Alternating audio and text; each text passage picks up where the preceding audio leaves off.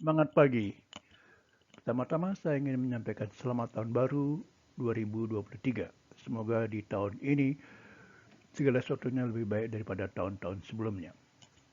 Terima kasih telah bergabung dengan channel IBMW, Media Belajar Bareng Finance, Research, dan Hospitality. Kita berada di sesi 15 pada bidang manajemen keuangan MKU dengan topik penentuan harga saham bagian pertama.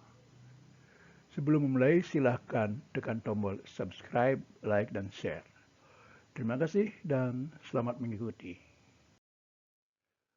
Pada sesi kali ini akan dibahas penentuan nilai perusahaan dengan menentukan nilai atau harga saham yang dicatatkan atau yang didaftarkan di pasar modal.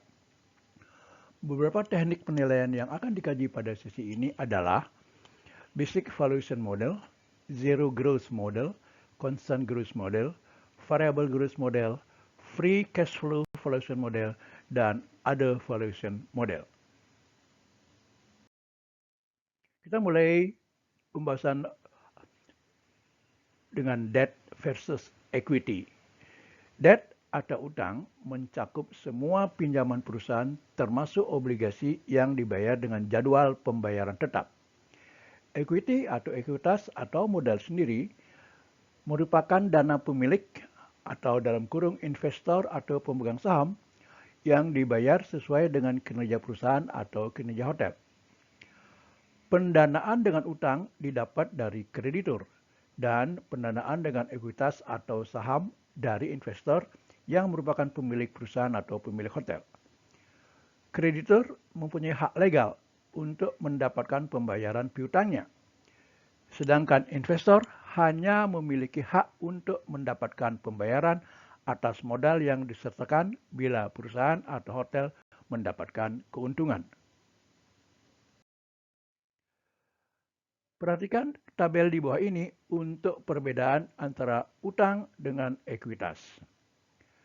Di jenis modal kita bagi menjadi dua, utang dan saham, serta kita bahas karakteristiknya. Utang karakteristiknya adalah hak suara dalam keputusan tidak ada, sedangkan saham ada. Utang karakteristiknya adalah tuntutan hak aset dan laba mendahului saham, sedangkan saham karakteristik adalah setelah utang.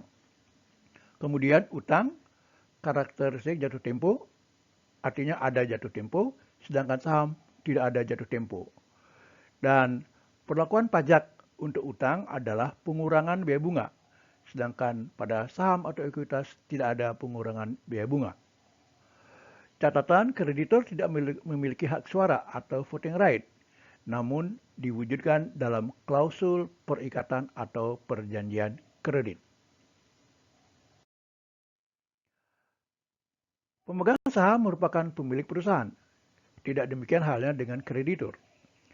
Kreditur mempunyai hak tagih atas kredit yang diberikan kepada perusahaan. Pemegang saham memiliki hak suara dalam menentukan direktur perusahaan dan juga untuk menentukan hal-hal strategis perusahaan. Kreditur tidak memiliki hak suara dalam menentukan rencana strategis perusahaan, namun memiliki hak untuk menentukan hak dan kewajibannya dalam perjanjian kontrak dengan perusahaan atau dengan hotel. Pemegang saham mendapatkan bagian laba dan aset setelah hak-hak kreditur dipenuhi oleh perusahaan atau oleh hotel.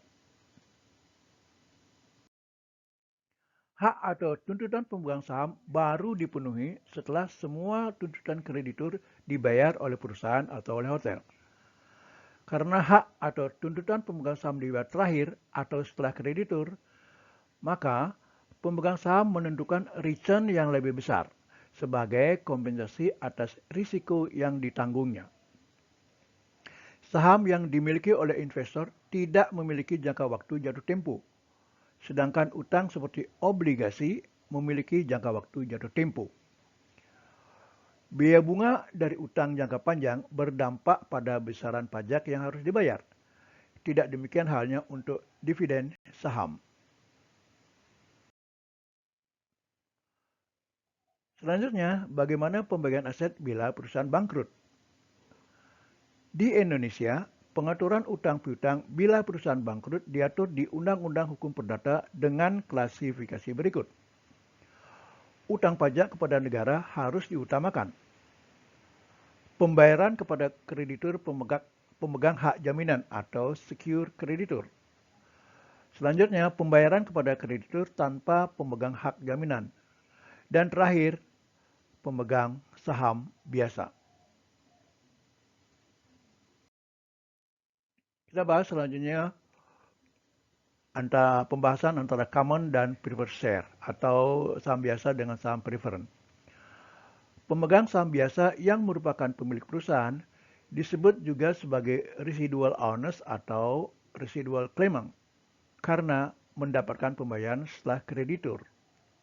Sebagai residual owners, pemegang saham biasa mendapatkan haknya setelah semua kreditur mendapatkan hak pembayarannya. Pemegang saham biasa seharusnya mendapatkan dana yang lebih besar daripada dana yang diinvestasikan di perusahaan. Karena posisi sebagai residual owners, pemegang saham biasa mengharapkan kompensasi dividen yang memadai dan capital gain atas saham yang dijual. Nilai nominal atau par value dari saham biasa merupakan nilai yang ditentukan oleh perusahaan sesuai dengan kebijakan yang ditentukan oleh pemilik perusahaan. Nilai nominal dapat digunakan untuk menentukan jumlah saham yang beredar dengan membagi nilai buku dengan nilai nominal. Bila perusahaan menawarkan saham baru kepada investor, maka nilai saham baru ini dicatat pada rekening modal saham pada neraca. Umumnya, satu saham biasa sama dengan satu suara ketika digunakan untuk memilih dewan direksi atau untuk kebijakan strategis perusahaan. Pembayaran dividen sangat tergantung kepada kebijakan dewan direksi perusahaan. Pembayaran dividen dapat dengan cash, saham, atau merchandise. Pemilik saham biasa mengharapkan besaran dividen saham atas dasar data historis distribusi dividen perusahaan. Sebelum dividen dibayarkan kepada pemegang saham biasa, semua utang dividen kepada pemegang saham preferen harus dibayarkan terlebih dahulu. Pemilik saham preferen memiliki hak istimewa atau privileges yang membuat mereka diutamakan daripada saham biasa untuk distribusi dividen dan hak lainnya. Pemilik saham preferen mendapatkan pembayaran dividen tetap secara berkala dalam nilai finansial atau dalam persentase atas kepemilikannya.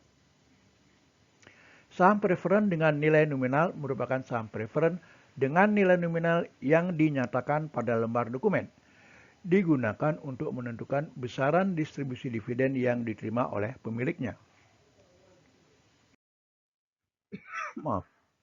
Saham preferen tanpa nilai nominal adalah saham preferen tanpa nilai nominal pada lembar dokumen. Namun, jumlah besaran dividen tahunan dinyatakan dalam dokumennya. Saham preferen dianggap sebagai quasi-debt karena mendapatkan pembayaran dividen secara berkala, seperti halnya dengan utang jangka panjang yang mendapatkan bunga secara berkala.